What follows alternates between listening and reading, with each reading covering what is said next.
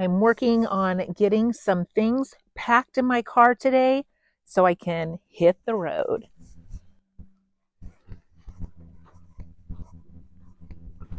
And yes, that is a small antique lawn chair that I am taking to my niece in California. It was her father's.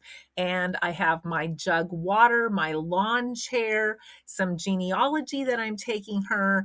And then I have a whole bunch of bags of my own to fit inside the car before I can take off. Traveling in a car doesn't always give you a lot of room, but it definitely is very affordable. And this trip is going to be one of my affordable trips of the year.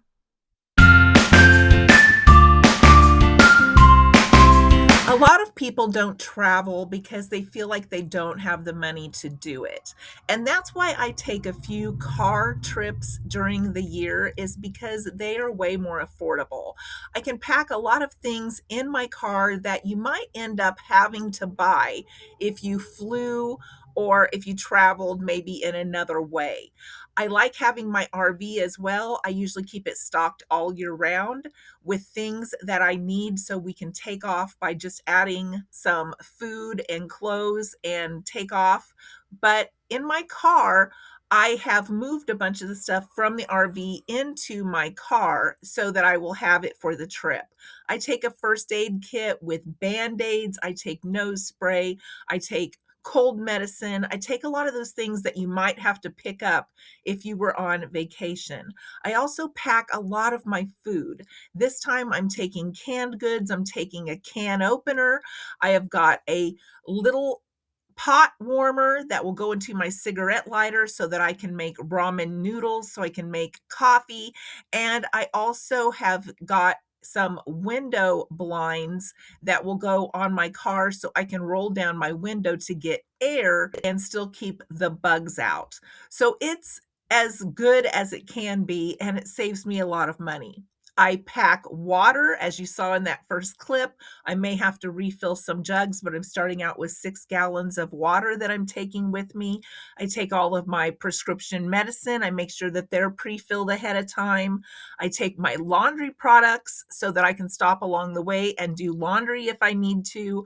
I take hygiene products, including my shampoo, my conditioners, my flat iron, anything that I might need, makeup, all of those things go into my car so that I can try to prevent having to pick up extra stuff along the way. So a lot of my prep stuff is things that I already have at home or already have in the RV that I'm taking with me to keep myself from spending money and repurchasing things. And because I'm going to be car camping and eating as much as I can out of my car without purchasing a bunch of meals out, I am also taking disposable products that are something that I normally don't use unless we have a picnic. So I'm taking some paper plates, some plastic silverware, some paper towels. I'm taking some of that with me to make it easier. I'm also prepping some things that I can take with me, like pre-mixing my oatmeal for breakfast. Well, all I have to do is just add hot water and use that disposable spoon. A lot of these things are ways that I can save money, but they're also ways that I can spend time in my car in a beautiful environment, sit outside in my lawn chair, which I'm also packing, as you saw, and sit out there and eat my breakfast and just enjoy some beautiful, beautiful scenery that I can't see from my own front yard in Flat, Kansas, where I live right now. I'm also packing my electronics, my chargers. How many times do people get along the way and have to buy more chargers? That's why they have whole walls of them when you go in convenience stores. So I'm taking my iPad, my computer, I'm taking my back massager, I'm taking a lot of these things that I can charge from my car and from my portable battery that I have. It's just a tiny one, but it plugs into most of my devices, and I can charge it in the car, and then I can use it during the night to charge my phone or to charge something else while my other ports are full. So this cost, I think, like $12, and it has been so, so useful. I also take my own towels. I take lip balm because I'm heading down into the desert area. I try to think ahead of what I'm going to need, and I try to get that in my car. And I showed you in one of the last videos how I organize that so I can find everything because I don't want to spend a lot of time digging while I am traveling. I want to be able to enjoy where I'm at without spending a lot of time looking in my car for something. So when I decide to go somewhere, I spend a lot of time researching where I'm going to go. As I shared before, sometimes I start researching before I'm even home from my last vacation. And I have had Arizona on my to-do list for quite a while. The climate is really nice. It's warm. It's in the 80s down there right now. The humidity is low, and that just describes the type of weather that I really, really like. So I look for places that I can visit that are inexpensive. I'm looking for a lot of natural areas that I can visit. I have got my atlas out. I have highlighted those areas of places that I want to see. And I have also looked at places that I can stay either for free or for cheap. I've marked rest areas and I've marked other places like that along my way because my goal is to spend as little as possible, but I still want to be gone like 2 or 3 weeks. So I'll let you know at the end of my trip how much I really spent while I was gone. Most of it will be on gas. I do have an affordable car, so my gas will still be a lot less than if I took the RV or if I took some other means of transportation that had more room in it, like a SUV or something like that. But I have researched the long-term visitor areas that are down in Arizona where you can stay and pay a very minimal fee to be there. Like you can pay $40 to be there 2 weeks.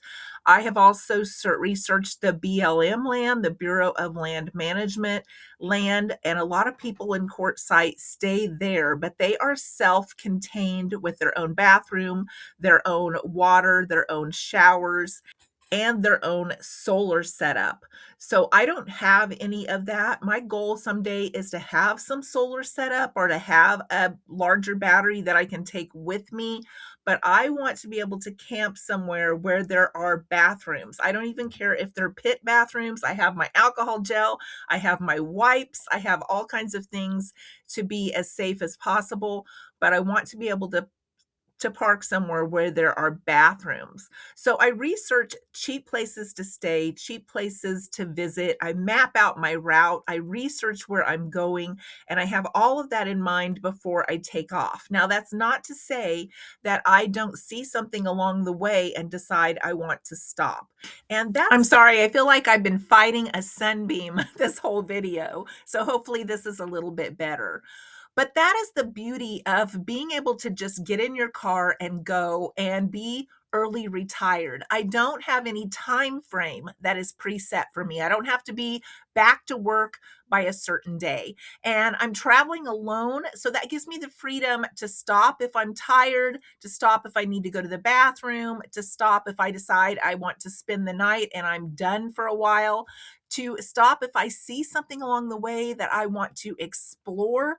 And I can do that with my husband with me too. He's really easygoing. So he's fine with doing that too. But a lot of times we have to get back in time when he's with me. So we're on a more pressed schedule. But with me, I'm not on a pressed schedule. I do want to be back at one point because my son is coming to visit. So I kind of have that in mind. I've already pre-set up the day that I'm going to visit my niece in California. And other than that, the whole rest of my schedule is just open and free. And there is such joy and freedom in having an open schedule like that. And when I'm traveling cheap like this, it's not like I even have to worry about having to come home because I might run out of money because I'm living so cheap in my car and I'm taking so much stuff with me that I don't have that pressure of even worrying that I'm spending too much. So those are some of the reasons that I love to do this. I call them my dirt cheap road trips, and allows me to be able to do several of these per year. Now, last year I went to North Carolina and I did a road trip there and took you with me. I also went to Southeast Kansas to stay at my son's house for a few weeks. I took you with me. I can do several of these things a year and still have some RV trips, some RV camping weekends, still have maybe a bigger vacation where we fly, and I can afford to do that because I'm working in some of these really cheap vacations along the way. So if I'm home and I start getting antsy and I think, man, I really feel like I want to get out and explore, I can just start planning a vacation and take it. I don't have to worry about asking for time off. I don't have to worry about saving up the money to go. I can just plan it and go. And planning alone takes some time, but it's fun and it's exciting to be able to plan where I'm going to go and what I'm going to do and what I might want to see this time when I go. So I hope this video explains a little bit about how I travel so cheap, how I do it more often, and how I work it into my schedule, and how I pack so that I have what I need and I can spend as little money as possible while I'm out enjoying some new environments. I hope you've enjoyed this video. If you have, give me a thumbs up, and I hope you'll stick around for my travel adventures.